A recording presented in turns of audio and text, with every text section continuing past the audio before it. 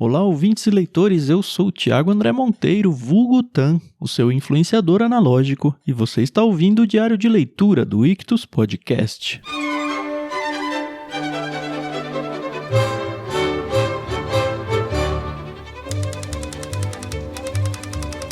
À medida que a cultura achar o cristianismo cada vez mais estranho, descobriremos que o mais estranho que temos para dizer é Jesus salva.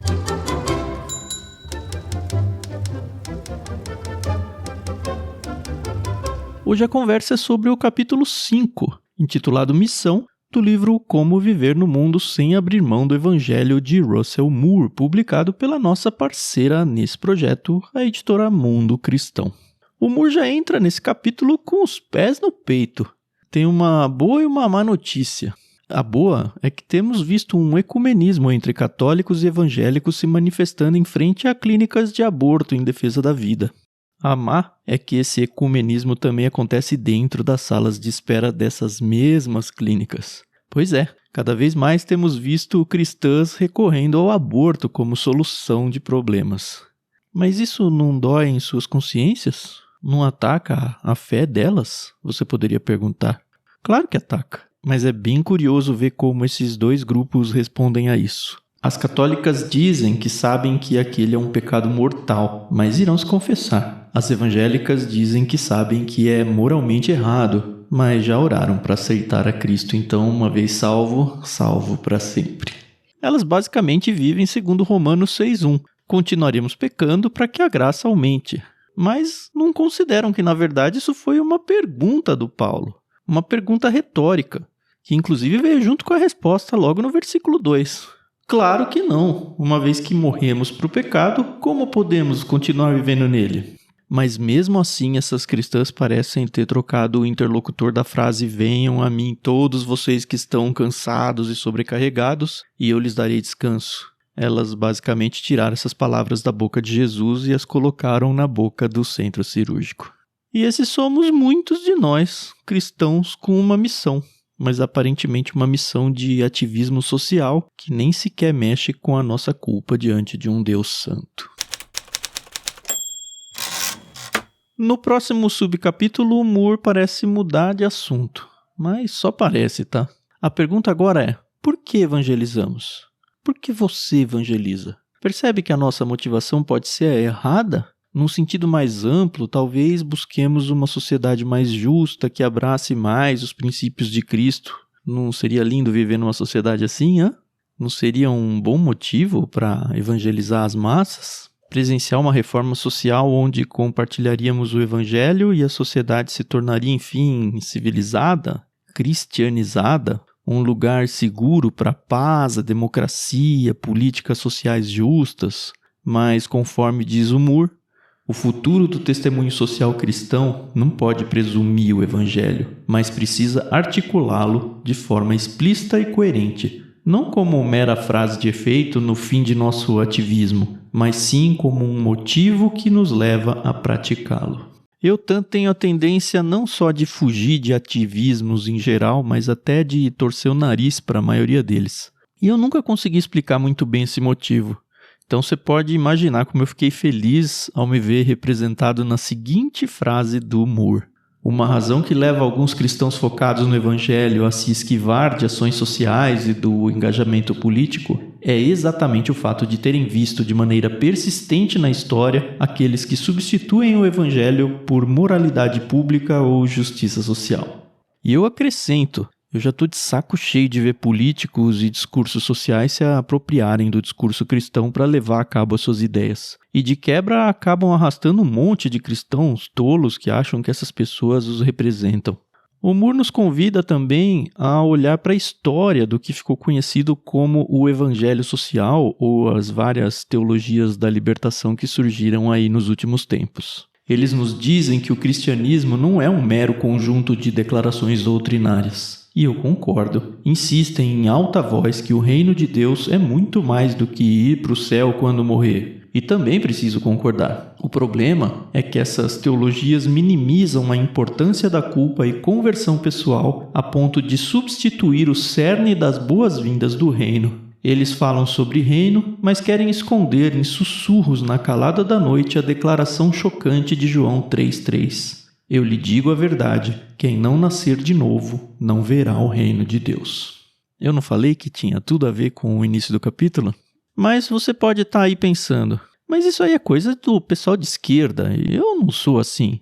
Enquanto o pessoal da esquerda pensa exatamente a mesma coisa dos da direita. O Moore também fala um pouquinho sobre isso. O resultado é que o Jesus de esquerda começa a soar como um líder sindical e o Jesus de direita mais parece um viking. Ambos caem na velha armadilha de procurar um faraó ou César em lugar de um Messias. E nas duas situações, os grupos que aceitam esse evangelho distorcido acabam, vez após vez, pisoteando a antiga convicção cristã. Não é de se espantar que as pessoas atraídas ao cristianismo queiram fazer tudo quanto possível para proteger o evangelho da política e da organização social. E até aqui eu estava felizão, só me deliciando aí com o texto enquanto o Moore colocava em palavras tudo aquilo que eu acredito. Mas, para o meu desgosto, ele não parou esse parágrafo onde eu parei de ler para vocês. Ele seguiu com um desanimador contudo. Contudo, ao fazer uma divisão contundente entre evangelho, sociedade e política, acabam correndo exatamente para aquilo que estavam tentando evitar. O cristianismo focado no evangelho e centrado na missão pode se tornar não só separatista e isolacionista, mas também igualmente idólatra na esfera política, embora em uma direção diferente. Tudo isso enquanto repete para si mesmo que está evitando as guerras culturais ou o evangelho social. Parece que eu também vou apanhar nesse capítulo. Parece que eu também caí na mesma pergunta que o especialista da lei fez lá para Jesus. Quem é o meu próximo? Claro que o Moore entra então numa exposição e aplicação da parábola do bom samaritano. E se um dia você tiver que pregar sobre esse texto, lembre-se de consultar esse capítulo. Você vai encontrar vários insights bem interessantes por aqui. Pensando no argumento que ele pretende para o livro, Moore afirma que é um grande erro pensar que o evangelismo e a justiça pública são preocupações contraditórias. Ou pelo menos é um erro pensar que o primeiro faz parte da missão da igreja enquanto o segundo é apenas uma questão secundária. Isso porque, nas palavras dele, se estamos focados no evangelho, isso quer dizer que nossa missão é expor o pecado com a luz de Cristo. O pecado não é demarcado claramente em redomas rotuladas como pessoal ou social. Além disso, o testemunho profético jamais separou a retidão da justiça, nem o pessoal do social. Afinal, as sociedades são feitas de pessoas. Traçar uma distinção clara nesse ponto seria o mesmo que perguntar se alguém pode ser responsabilizado por imoralidade sexual, já que envolve não uma pessoa, mas um casal. É exatamente por isso que as igrejas que tentam conscientemente evitar as questões sociais e políticas acabam se tornando, sem perceber, as mais políticas de todas. E aí o Moore nos lembra que ele é do sul dos Estados Unidos, uma região que no passado foi altamente escravagista e, de certa forma, com a bênção das igrejas evangélicas da época. Quando as igrejas se caracterizavam como pregadoras do evangelho simples, chamavam os pecadores ao arrependimento por fornicar ou se envolver em jogos de azar, mas não por ter escravos ou praticar o linchamento de negros. Elas podem ser muitas coisas, mas não apolíticas. Ao não abordar tais questões, eles já as abordam. E é claro que isso vale para os temas dos dias atuais. Se hoje as igrejas fazem vistas grossas às questões de justiça social e retidão, como o aborto, por exemplo, elas estão mesmo que indiretamente compactuando com os caminhos tomados. Nós cristãos aprendemos na Bíblia que devemos tratar todas as pessoas como elas são, um todo. Corpo e alma. Mas parece que o nosso evangelismo para quando atingimos os objetivos espirituais. Por que fazemos isso já tendo lido tantas vezes 1 João 3, 17 e 18? Se alguém tem recursos suficientes para viver bem e vê um irmão em necessidade, mas não mostra compaixão, como pode estar nele o amor de Deus? Filhinhos, não nos limitemos a dizer que amamos uns aos outros. Demonstremos a verdade por meio de nossas ações. E se você é daqueles que se apega a esse irmão a que João se refere no versículo, pensando se tratar apenas de cristãos, volte um pouquinho à conversa de Jesus com o especialista da lei. Ele chamou ou não chamou de próximo esse samaritano? Alguém de um povo extremamente odiado pelos judeus. E Tiago, no capítulo 1, chamou ou não chamou a religião pura e verdadeira como aquela que não se deixa corromper pelo mundo, ao mesmo tempo em que cuida dos órfãos e das viúvas em dificuldades? Claro que Jesus sempre se preocupou com a alma da pessoa. E claro que nós devemos nos preocupar também. Senão a coisa toda se torna apenas assistencialismo. Mas ele se preocupou com a pessoa como um todo, alma e corpo. Então nós também devemos fazê-lo. Então surge a pergunta mais do que natural. Como a igreja pode equilibrar a preocupação com evangelismo e discipulado com a busca por justiça? Mas percebem como perguntar isso é a mesma coisa que perguntar sobre a relação existente entre fé e obras? E o pior é que a maioria de nós já sabe essa resposta. Ainda assim, vemos igrejas que enfatizam a justiça pública sem um chamado claro à conversão pessoal. E essas igrejas já abandonaram o evangelho faz tempo. E também vemos as igrejas que enfatizam a retidão pessoal sem dar qualquer atenção à ação social. Será que essas igrejas também não abandonaram o evangelho faz tempo?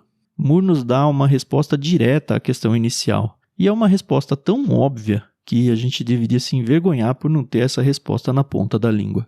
A resposta curta de como devemos equilibrar tais coisas é simples, seguindo Jesus. Nós somos cristãos. Isso significa que, à medida que crescemos em semelhança a Cristo, preocupamos-nos com as mesmas coisas que o preocupam. Agora, vale ressaltar que a Bíblia não responde todas as questões debatidas na sociedade. Em alguns casos isso é muito claro, e nesses casos a igreja deve sim intervir. Mas em outros assuntos, por exemplo, como o cristão deve abordar as mudanças climáticas ou sobre o porte de armas, há sim espaço para discordância de opiniões. Nesses casos, podemos tranquilamente sentar à mesa com pessoas que pensam diferente de nós.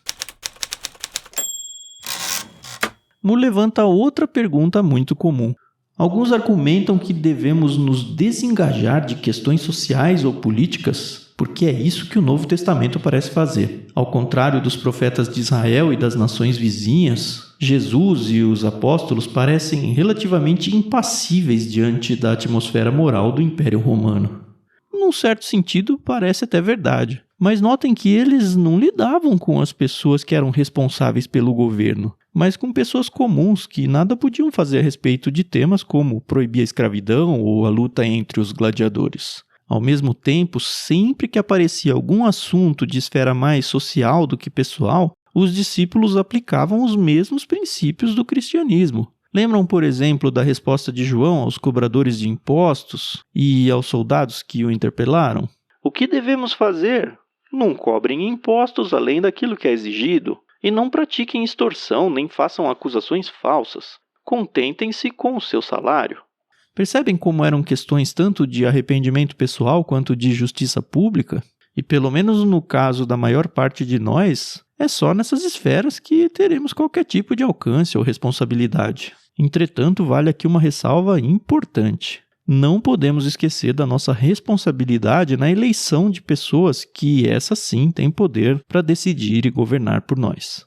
Ou seja, a nossa responsabilidade nas questões sociais e políticas não é tão isenta assim como era no caso dos tempos de Jesus. Hoje vivemos numa democracia e temos, no mínimo, o poder do voto. É claro, portanto, que devemos aplicar os mesmos princípios gerais que Jesus nos ensinou para a vida quando escolhemos e cobramos aqueles que nos representam na esfera de poder.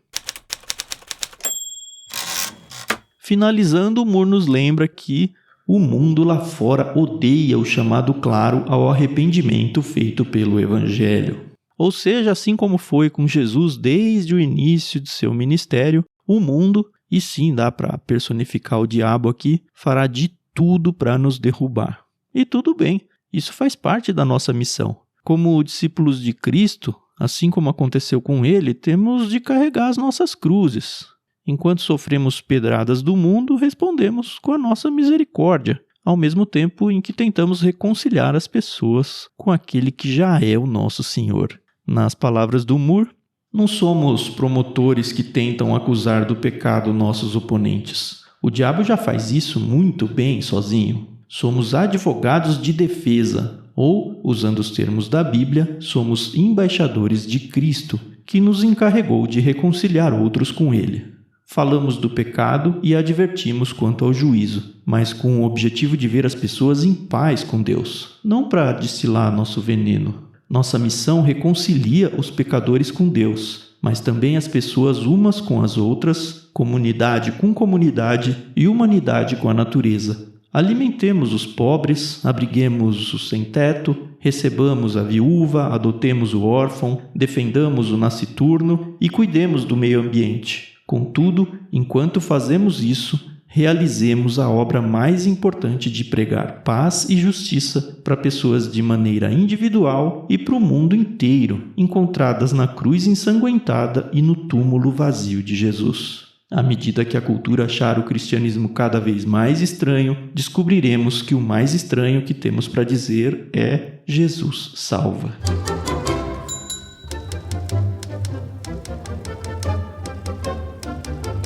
E esse foi o resumo do capítulo 5 do livro Como Viver no Mundo Sem Abrir Mão do Evangelho, de Russell Moore.